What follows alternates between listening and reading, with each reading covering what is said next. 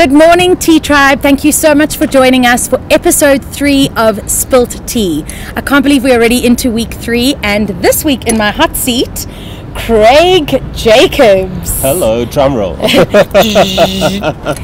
you so much for taking the time to be here with us on SPILT T this morning. Thank you for having me. Looking this is exciting. Fabulous. Thank you. It is exciting. Yeah, I must admit, look, the outfit, literally, I got the time wrong, so I missed out on a bit of sleep this morning. Right. Well, is this one of your own? Yeah, it is. I try to always wear it myself. It's just easier when people ask you, what are you wearing? You don't have to remember anything. Yeah, absolutely. Listen, I think, is it something about me that everyone always wears leopard print when they come to see me? It's just, it's almost like they feel I would approve. Or that you're a cat.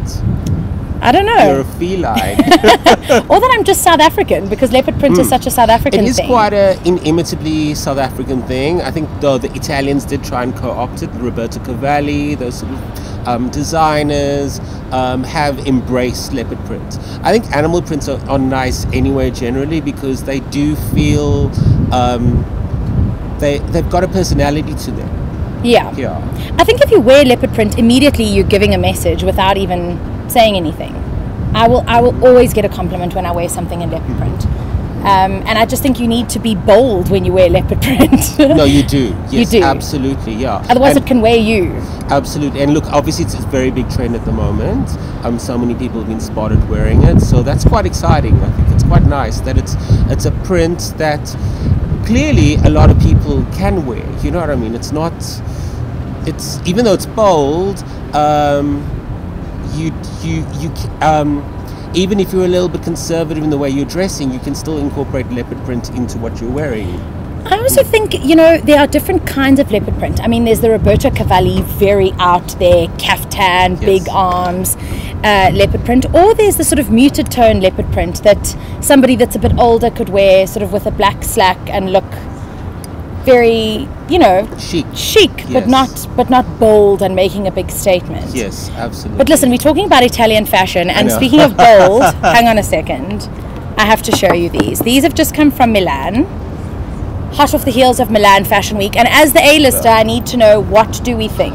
I think they look incredible. I love the thing about it, which Chopard has done with that, is obviously the big circle rim is very trendy, but that little touch on the end, like that little metallic touch, with the black, it makes it fresh and modern, which I think it's quite cool, and it's also flattering as well.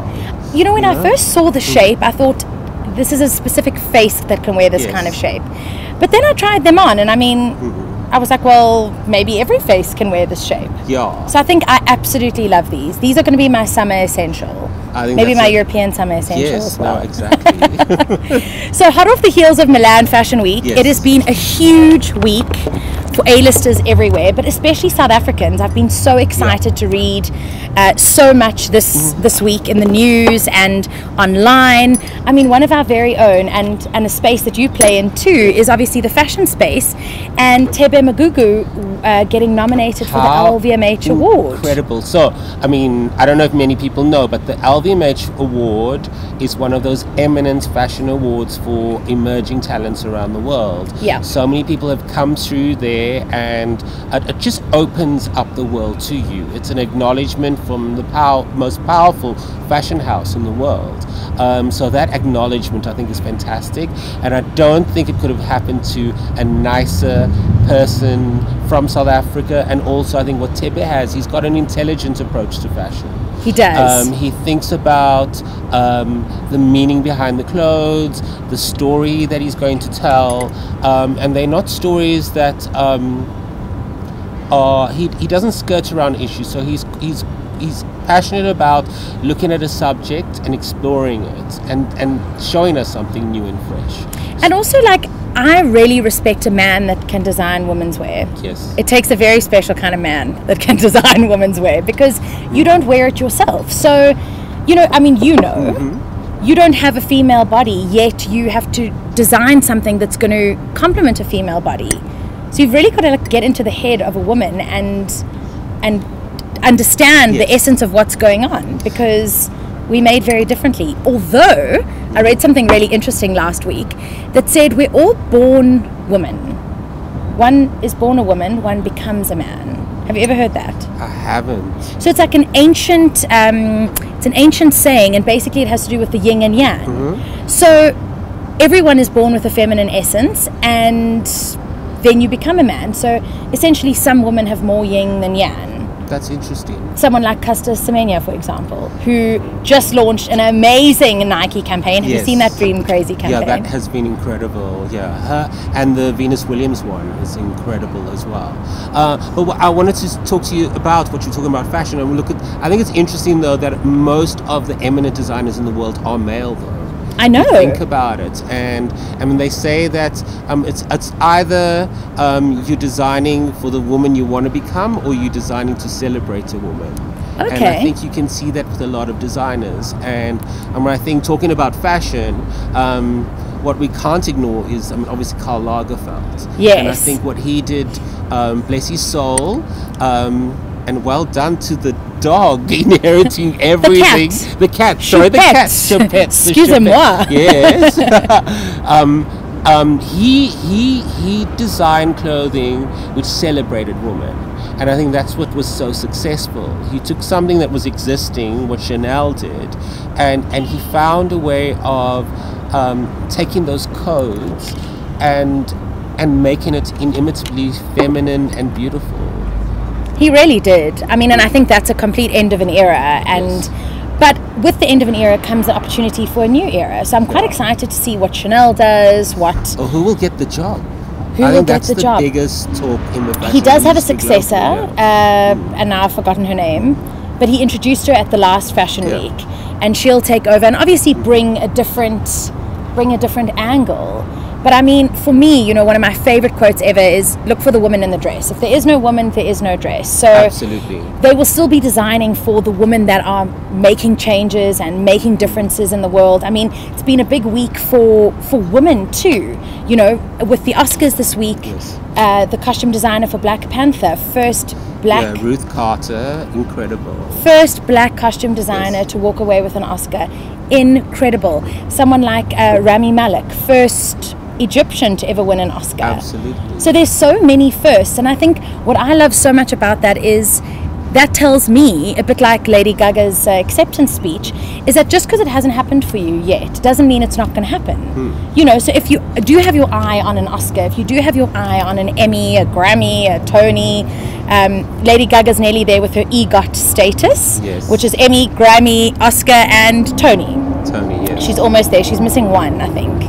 She's missing Tony. She is missing a Tony because she's got an Emmy, a Grammy, now she's got an Oscar. So she needs to tread those boards.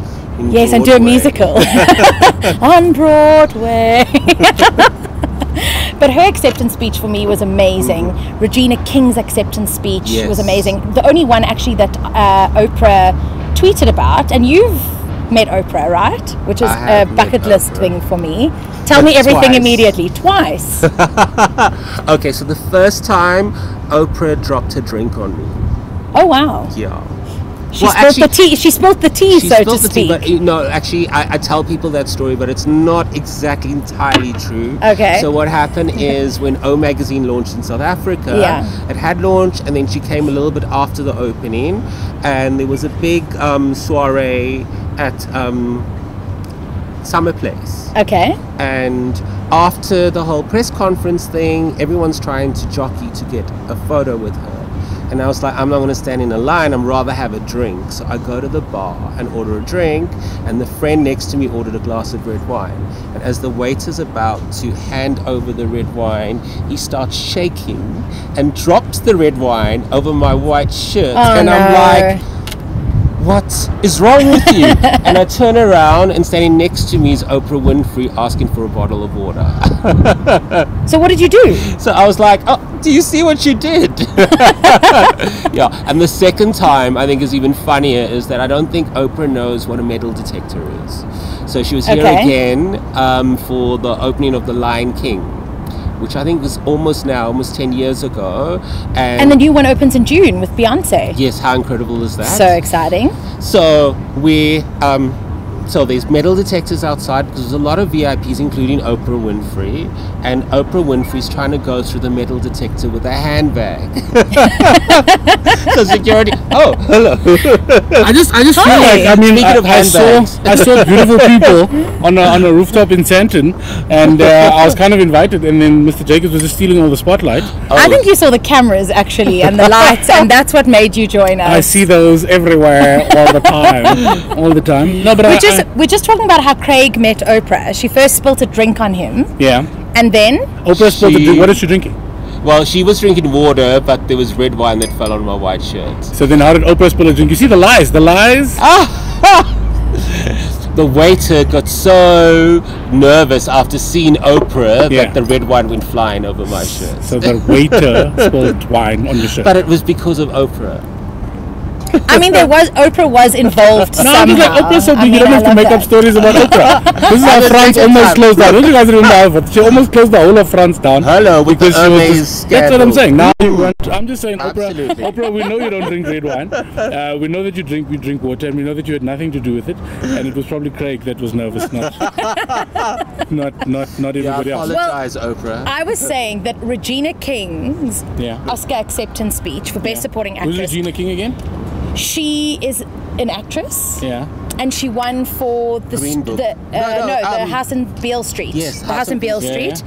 And her acceptance speech, she spoke about the reason why she's there is because people have poured love and support into her. Yeah. And then the camera went on to her mom, and her mom was crying, and she was crying, and it was beautiful. And Oprah tweeted about it and said, this is what it's all about. And I mean, when I win my Oscar one day, I really hope that Oprah is tweeting about it too. Well, I just hope she's not drunk on the red wine again, because we know or spilling it on Craig. We know how Oprah gets with the red wine. Now, did you guys watch the Oscars? I mean, I watched a little bit of it on Twitter. Okay. What does that even mean?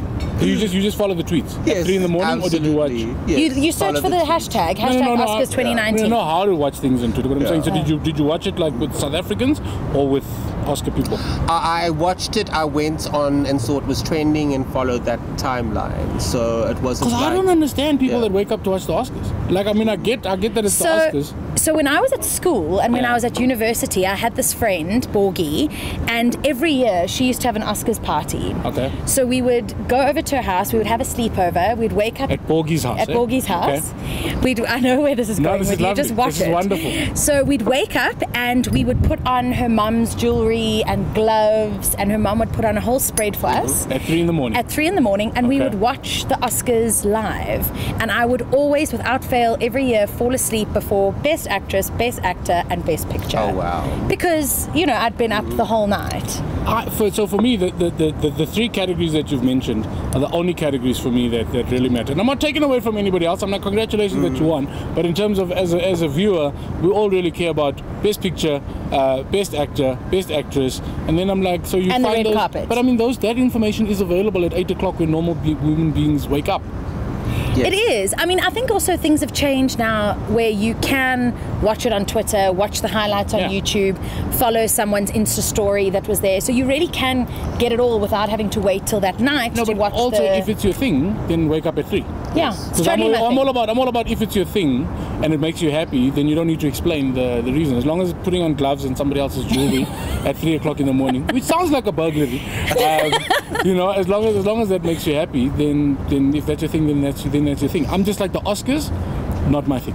Interesting though as well, I'm viewing patterns, what they're saying in terms of what the ratings have said is the actual award ceremony, the viewership has gone increasingly down, whereas the pre-awards red carpet up. Has just gone up.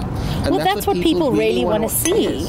I mean, what are you wearing? Who you dressed? Yes. Who you dressed by? What are you wearing? What jewelry? I mean, jewelry was a really big thing this year, and so I've just taken the theme into the episode of SPILT T this week with my jewels. The bling bling. Look, it's not the Breakfast at Tiffany's piece that Lady Gaga wore, $30 million. I mean, the last time it was worn by Audrey Hepburn.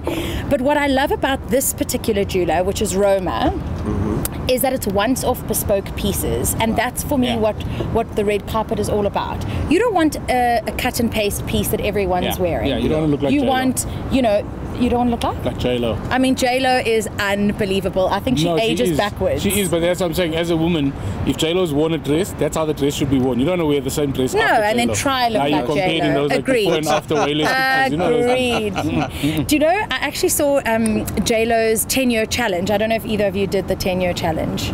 No. I didn't. Hashtag 10-year challenge. I didn't do it, but I did see the challenge. But did you see her challenge? No. So 10 years ago, she was pregnant with her twins. Yeah. So she was Huge. out here. Like me. This is how J-Lo looked 10 years ago. And then this year, when she did her 2019 post, I mean, I think she looks better than she's ever looked. No, she does look incredible. I don't know what it is. I think J-Lo parts in Long Life Milk. I think it's like that can be the only like, she's like, she's got like a vampire vibe where she goes like in a cryogenic type, bed. Because let's be honest, for me, J-Lo is hotter today than she's ever been. Definitely. Then I'm like, I don't understand it. I've looked for SAG because we all went to school. We understand gravity is a factor in life, and I'm like, how is J-Lo? Her body seems to be going up. It's totally going up. All I'm saying is, J-Lo, you can spill your red wine on me anytime. I'm just saying. Yeah, we actually want J-Lo to spill the tea on what these anti-aging secrets are. Because you know what? I think air travel, spending time in planes, that kind of thing dries the skin, dehydrates the skin. You travel a lot, Craig. Yes. What do you do to combat that kind of stuff? What do you do to combat your dryness, Craig? Oh my God, I'm lucky that I'm born with an oil rig on my forehead. So okay. It self-rehydrates. Oh, interesting. So you've got no products that you sort of want to spill the tea on? Well, there was a product. Oh, I didn't even keep it. I was like, okay, that's a failure. Did you leave it backstage? Yes, I did. Must I go find it? You can go find it. Because I want to spill the tea for our viewers. Cool. I mean, maybe J-Lo uses the same thing. Bring my favorite. This is what I need to know. You are so right. J-Lo's body is going up. J-Lo's How body is going this up. possible? No, but also because J-Lo's got the type of body that would go down. Because I'm also like she's Latina. Absolutely. She's absolutely. Latina. So then, when I look at J-Lo, what I see is this. I see that J-Lo has an incredibly balanced lifestyle. She obviously eats right and she exercises right. But here, there's happiness. Like for me, whatever it is, there's a truth because you can't lie about happiness. Yeah. And if I look she's at happy. she radiates this happiness that I almost like. I won't say lust after because it's the wrong context with J-Lo, but it's yearn for. J-Lo almost looks like she's got it figured out. Like she's figured out the secret to the whole thing. But don't you think it's after she left Mark Anthony? And anybody looks better after leaving Mark Anthony. She's happy with A-Rod. Let's be honest. She's happy with A-Rod. She's got 2 beautiful children. Yeah. And she's made it. She's J-Lo. She's Jenny from the block. She's J-Lo. Everywhere. She did a tribute to Elvis on New Year's Eve. I mean, come on. Seriously. No, so for me, the tricks are, I just think that we don't. So there's all of the physical stuff. So there's you got to get in the gym and be exercising, and I'm on this new exercise program story where my dietitian is trying to explain to me that it's like math. So whatever you put in, you got to get out. So energy in, energy out. That's the equation. Okay. And if you can get the equation right, that's kind of when your body does it. So if I want to lose weight, I've got to kind of put in a little bit less than I'm putting out from an energy point of view. Otherwise, my body's just going to stay. So you've got to be in an energy deficit. Yes. Right. Absolutely. But I go. So there are products that we can all take for for our skin, and I have a regime, and I'm sure we all have a routine that we do.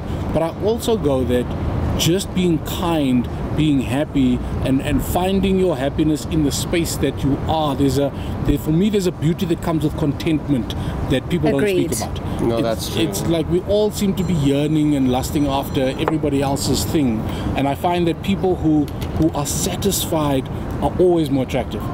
Someone was telling me the other day that the biggest difference between the generations before us and our generation is that we are determined to be happy.